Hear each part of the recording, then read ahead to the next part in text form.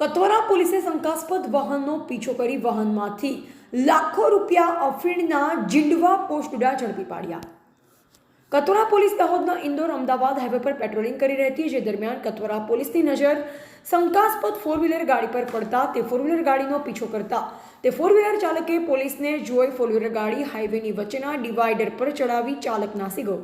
ત્યારે પોલીસે four wheeler ગાડી પાસે આવી ફોર વ્હીલર ગાડીમાં તલાશ લેતા ગાડીમાંથી અફીણના જીંડવા પોસ્ટડા મળી આવતા પોલીસે કાયદેસરની કાર્યવાહી કરી।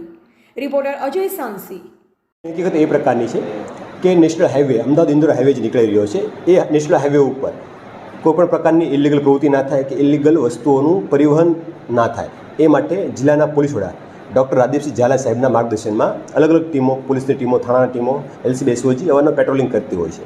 આ જ પ્રકારની એક હકીકત તારીખ 5 અને 6ની રાત્રિના રોજ બની કે જેમાં કતવારા પોલીસ સ્ટેશનના પીઆઈ શ્રી યુએમ ગાવિત અને એમની ટીમ પેટ્રોલિંગ કરી રહી હતી। એ દરમિયાન એમને એક શંકાસ્પદ ગાડી જણાઈ આવી।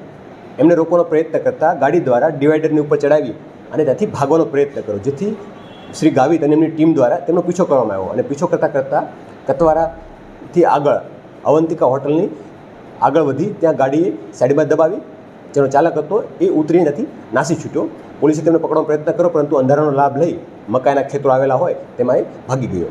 ગાડીની વિડીયોગ્રાફી સાથે પ્રોપર ઝડપી કરતાં તેમાંથી પોસ્ટડા હોવાની માહિતી મળી અને બહુ મોટી સંખ્યામાં પોસ્ટડા હતા, જેથી પછી આગળની કાયદેસર કાર્યવાહી કરી નિયમ અનુસાર પંચોરાહે તમામ પ્રકારની કાયદાકીય પ્રક્રિયા અનુસરી ચેક કરતાં ટોટલ 417 કિલો પોસ્ટડા, અફીણના ડોડો પણ કહેવાતા હોય છે અને ઇંગ્લિશમાં પોપી સ્ટ્રોક કહેવાતું હોય છે, તો ટોટલ 417 કિલો વજનના પોસ્ટ ડોડા કે જેની કિંમત 12,51,210 રૂપિયા થાય છે।